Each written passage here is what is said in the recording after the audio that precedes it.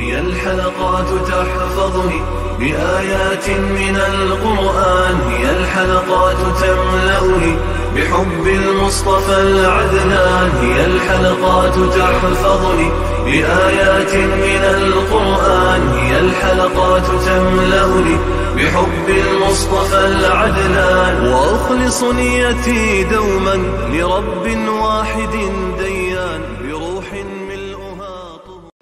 Sure Kafirun tefsiri 1. ayetten başlayıp okuyumuz inşallah. Bismillah, elhamdülillah, ve salatu ve selamu ala Resulillah. Esselamu aleyküm ve rahmetullahi ve berekatuhu. Düvende diktanlığa İbn Kathir Rahimullah'ın Kur'an-ı Kerim tefsiri Uygurca tercümesi Kafirun suresi 1. ayetten başlayıp okuyumuz inşallah. Euzubillahimineşşeytanirracim. Sure Kafirun Mekke'de nazil bo'lgan 6 ayet. Bu surenin sünnet ve nafil namazlarda o'qiladiganligi to'g'risida. İmam Muslim Jabirning Payg'ambar alayhisalom bu sure bilan sure İxlosni Ka'bani tavob qilib bo'lgandan keyin o'qiladigan 2 rakat namozda o'qiydi deganligini rivoyat qildi. İmam Muslim Abu Hurayraning Payg'ambar alayhisalom sure Kafirun bilan sure İxlosni namoz fajrning 2 rakat sunnatida o'qiydi deganligini rivoyat qildi. İmam Ahmad ibn Ömerning Payg'ambar alayhisalom sure Kafirun bilan sure İxlosni namoz fajr va namoz mag'rib namozining 2 rakat sunnatlarida 20 necha qitim o'qigan deganligini rivoyat qildi. İmam Ahmad yana İbn Ömerning men Payg'ambar alayhisalomni 24 qitim yoki 25 qitim kuzatdim. Payg'ambar alayhisalom fajr va mag'rib namozlarining 2 rakat sunnatlarida sure Kafirun bilan sure İxlosni o'qidi deganligini rivoyat qildi. İmam Ahmad ibn Ömerning men Payg'ambar alayhisalomni 1 oy kuzatdim.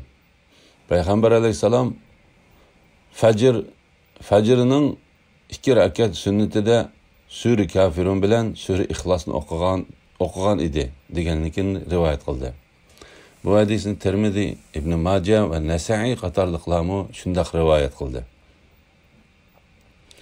Biz yuqorida Kafirun surasining Qur'onning 4dan 1ga va Zelzele surasining Qur'onning 4dan 1ga barobar bo'ladiganligi haqida kelgan hadisni bayon qilib o'tdik. Bismillahirrahmanirrahim. Nəhayət şəfqətlik və mehriban Allah'ın ismi bilan başlayman. Ey Muhammed sallallahu aleyhi ve sellem, seni butlağı çoqunuşqı ündigici kuffarlağı aytqın ki, ey kafirlar, sizlar çoqunuvatqan butlağa mən çoqunmayman. Sizlarmu mən ibadet qılıvatqan Allahqa ibadet qılmaysizlar. Sizlar çoqunğan butlağa mening çoqunğunum yo'q. Sizlarningmi men ibadet qilgan Allohga ibadet qilganinglar yo'q.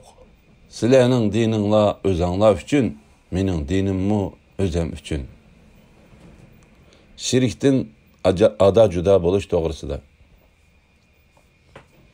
Bu sure mushriklar qildigan hamma ishlardan ada juda bo'lishga va amal ibadetlerini Allah Teala qilishga buyurib kelgan suredir. Ey Muhammed sallallahu aleyhi ve sellem, seni butlağı çoqunuşqı ündigici kuffarlağa aytqın ki, ey kafirlar, aslida bu ayet Quraysh kafirlari qaratilgan bo'lsa-mu, lekin ayet yer yuzidagi barliq kafirlarni o'z ichiga oladi. Bu surening tushish sababi haqida Quraysh kafirlari nadonligidan Payg'ambar alayhisalomni o'zlarining butlariga 1 yil ibodat qilishga chaqirgan va agar Payg'ambar alayhisalom shunda qilsa, o'zlarining Payg'ambar alayhisalomning ilohi bo'lgan Alloh taologa Payg'ambar alayhisalom bilan billa 1 yil ibodat qiladiganligini degan edi. Alloh taolo bu surani tushirib, Peygamber aleyhisselamni ularning dinidan üzül kesil ada juda bo'lishga buyurdi degan ko'z qarash bordir. Alloh taolo Peygamber aleyhisselamni mundaq deyishga buyurdi. Sizlar cho'qinayotgan butlarga men cho'qinmayman. Sizlarmu men ibodat qilayotgan Allohga ibodat qilmaysizlar. Ya'ni sizlarmu men ibodat qilayotgan shirki yo'q bir Allohga ibodat qilmaysizlar. Sizlar cho'qingan butlarga mening cho'qing'unim yo'q. Ya'ni men sizlar qilgan ibodatni qilmayman va men sizlarning ibodat qilish yo'lingizga kirmayman. Men faqat Alloh taolo xursand va rozi bo'ladigan yo'l bilan Alloh taologa ibodat qilaman. Shunga Payg'ambar alayhisalom mundaq dedi. Sizlarningmi men ibodat qilgan Allohga ibodat qilganinglar yo'q. Ya'ni sizlarmu Alloh taoloning buyruqlariga va uning o'ziga ibodat qilishni ko'z tutmagan yo'llarga bo'ysunmaysizlar. Aksicha sizlar o'zinglarcha bir yo'lni paydo qilib oldinglar. Bu vaqtda Alloh taolo mundaq dedi. Bu butlar faqat sizlar va ota-bobonglar atavagan quruq nomlardan iborat. Allah buni isbotlaydigan hech bir dalil pokit tushirgani yo'q. Ularga Rabbi tarafidan shak shubhisiz hidoyat, ya'ni payg'ambar va Qur'on kelgan turuqliq, ular faqat gumong'ila va nafslarining xohishig'ila ergishidir. Payg'ambar alayhissalom mushriklarning hamma narsalaridan juda bo'ldi. Chunki ibodat qiladigan bir kishiga bir iloh va ibodat qiladigan bir yo'l lozim bo'ldi. Payg'ambar alayhissalom va uningga ergashgan musulmonlar bo'lsa, Alloh taologa uning ko'rsatkani bo'yicha ibodat qildi. Shunga la ilaha illalloh Muhammadan Rasululloh degan so'zning ma'nosi Alloh taolodan boshqa ibodatga loyiq hech qanday bir iloh yo'qdir va Alloh taologa faqat Payg'ambar alayhissalom elib kelgan yo'l bilan yetkili bo'ladi deganlik bo'ladi. Mushriklar bo'lsa Alloh taolodan boshqa birsiga ibodat qilib, Alloh taolo yo'li qo'ymagan bir ibodatni qilyotdi. Shunga Payg'ambar alayhissalom ularga mundaq dedi. Sizlarning dininglar o'zinglar uchun, mening dinimmi o'zim uchun. Bu vaqtda Alloh taolo mundaq dedi. Agar ular seni yolg'onchi qilishda chin tursa, mening amalim o'zim uchundir, sizlarning amalinglarmi o'zinglar uchundir. Mening amalimdan sizlar adojudasizlar, sizlarning qilmishinglardan menmi adojudaman. Ya'ni birov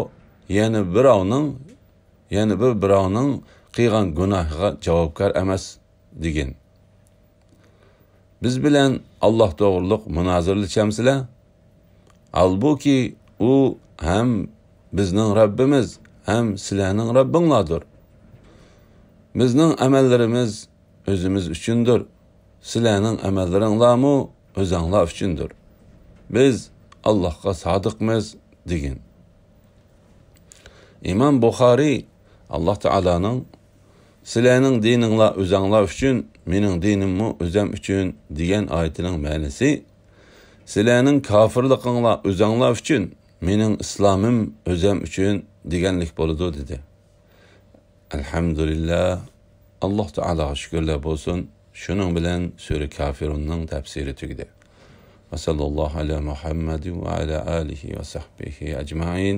Assalomu alaykum va rahmatullohi va barakatuh.